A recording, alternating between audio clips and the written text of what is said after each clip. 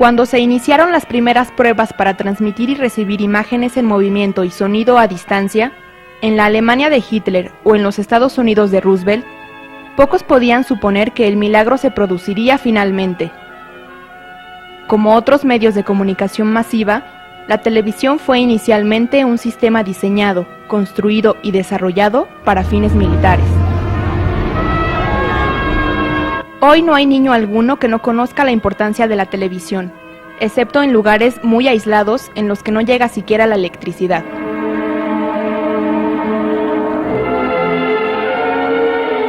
La penetración de la televisión resulta impactante, sobre todo en los sectores sociales castigados por la extrema pobreza, en los que podrán faltar toda clase de servicios básicos, pero siempre habrá antenas parabólicas que reemplacen el alimento en los estómagos y sustituyan el hambre por la realidad, el conocimiento y el alineamiento brindados por el televisor.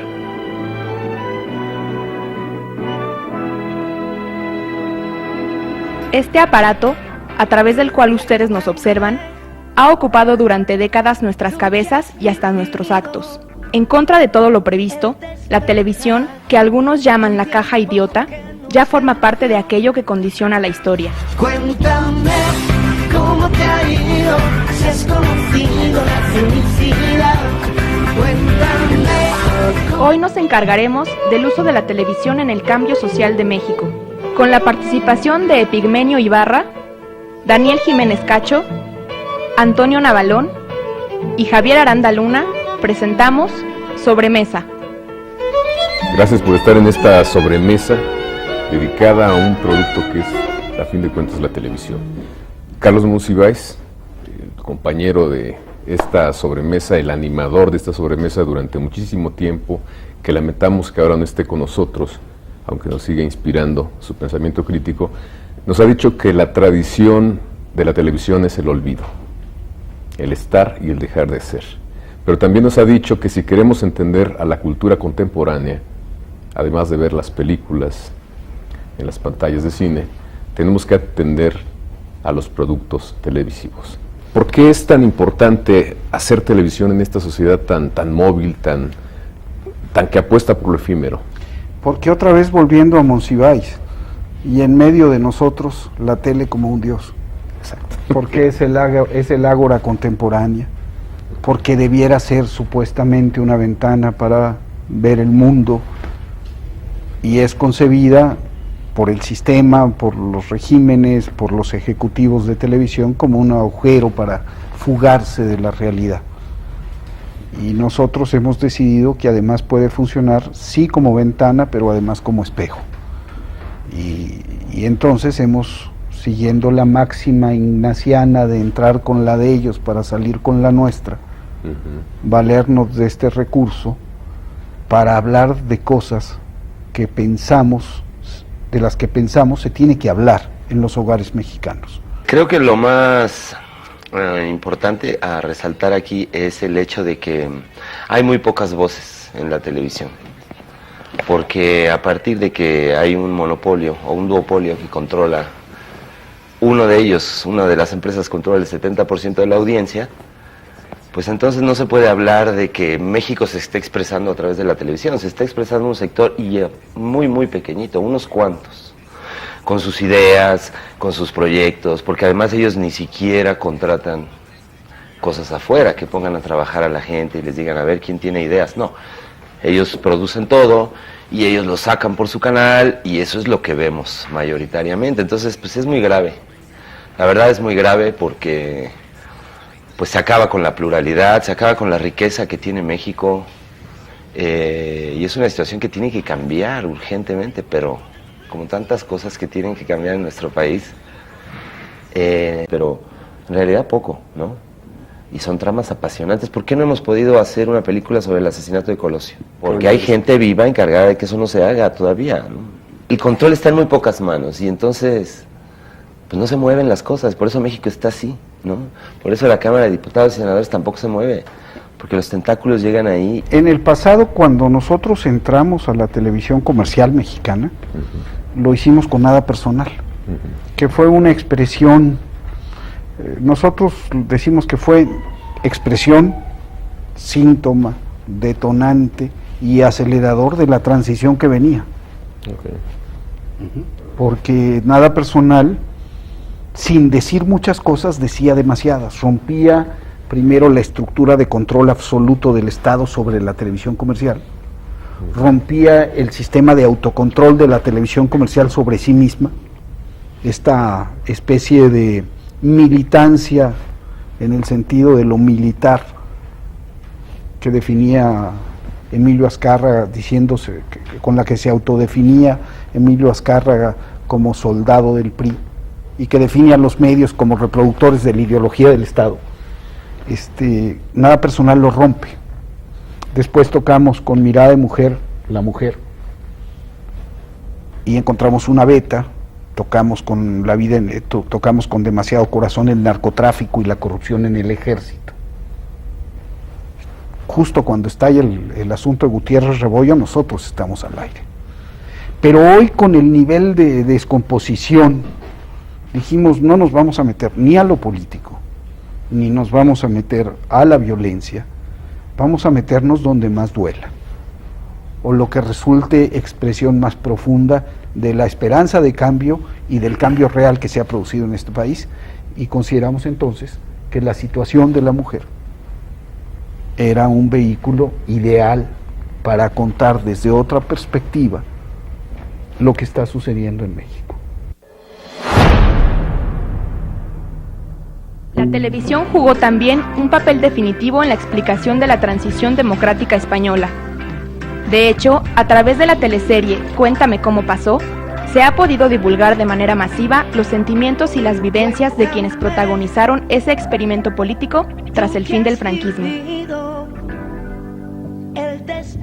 Cuéntame cómo pasó es una serie que durante varios años ha acompañado a las nuevas generaciones españolas, conectándoles con lo que antes solo habían leído en los libros de texto. Hay dos momentos, todo el mundo está de acuerdo, menos los enemigos, en que el Holocausto es una cosa muy importante de la historia reciente de la humanidad. La percepción mundial del Holocausto cambia por una serie de televisión que la interpreta Meryl Streep, muy al comienzo. En el caso de las transiciones políticas, estoy hablando de las televisiones como espejos. El problema no es para qué sirven, ni para qué cree la industria que sirven, o para qué creen los gobiernos que sirven, o para... No, el problema es en qué momento el lenguaje se convierte en intérprete del sentimiento de la gente. No, me estás describiendo casi una serie, la serie española. Cuéntame. Cuéntame. La única manera que han tenido los españoles de contarse la historia de su transición política, hoy tan en cuestión, fue a través de una serie de televisión. Por la lucha obrera y porque el próximo año nos traiga montones de sentencias favorables como las dos últimas ganadas por el nuevo compañero Tony Alcántara. Salud, compañeros. Salud. Gonzalo, su aguinaldo. Pues muchas gracias. Claro, Gonzalo. Con permiso. Muchas gracias. Sí, mira, por lo menos alguien cobra el aguinaldo, que aquí el resto ni extraordinario ni nada. Encima el gordo que en Madrid y nos toca un duro. Ni un duro nos ha tocado. Bueno, pues yo me marcho que tengo la portería descuidada. Muchas felicidades y que pasen buena noche. Venga, buenas noches, Gonzalo. Es tardísimo, yo también me voy. Y yo. A ver cómo está la carretera, que han dicho en la radio que ha caído una nevada en Ávila de padre y muy limpio. ¿Os quedáis? No, ahora nos vamos. Sí, vamos a recoger un poco esto. Bueno, buenas noches. Adiós. Adiós, hola. Buenas noches. Oye, no.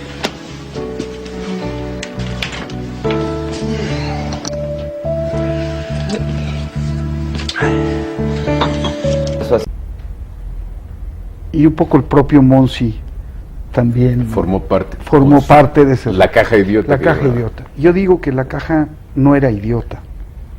A la caja la hicimos idiota por acción de los empresarios que la Por volvieron omisión. una mera extensión de los escaparates, y por omisión de los intelectuales, de los artistas, que decidieron no entrarle al fenómeno comunicacional más importante, que decidieron no participar en esa ágora, Es otra plaza pública. Cosa que no sucedió en Brasil, por ejemplo, donde Jorge Amado, Ah, claro, con unas telenovelas donde estupendas, Rubén ¿no? Fonseca. Y aquí quedamos huérfanos, salvo un programa de Octavio Paz que hizo sobre los contemporáneos, que fue una maravilla, pero que fueron 26 episodios. ¿De qué podemos hablar? Entonces creo que tenemos la responsabilidad y la obligación de buscar de nuevo Ese gran hacernos de la televisión para convertirla en un espejo.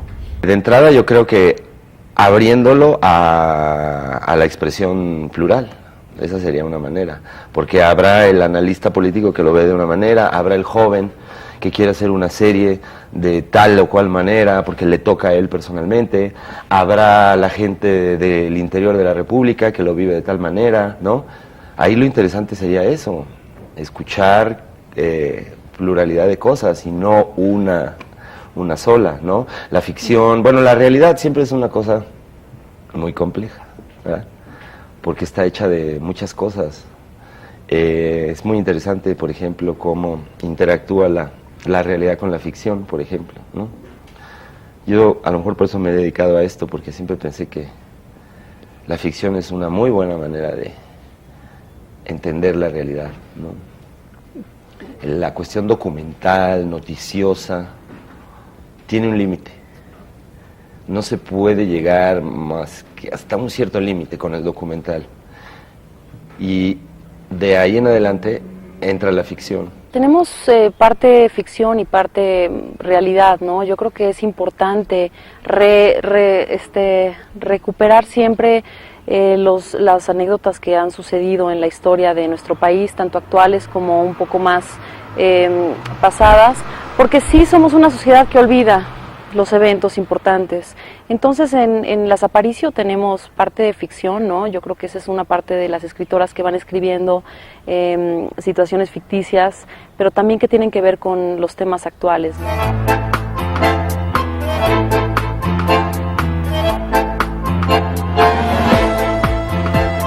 ¿Puedo invitarte un trago?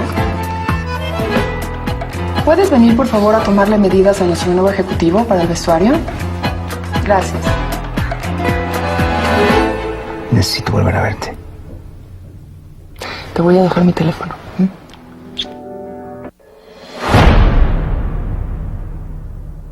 Otro caso exitoso del uso de la televisión para describir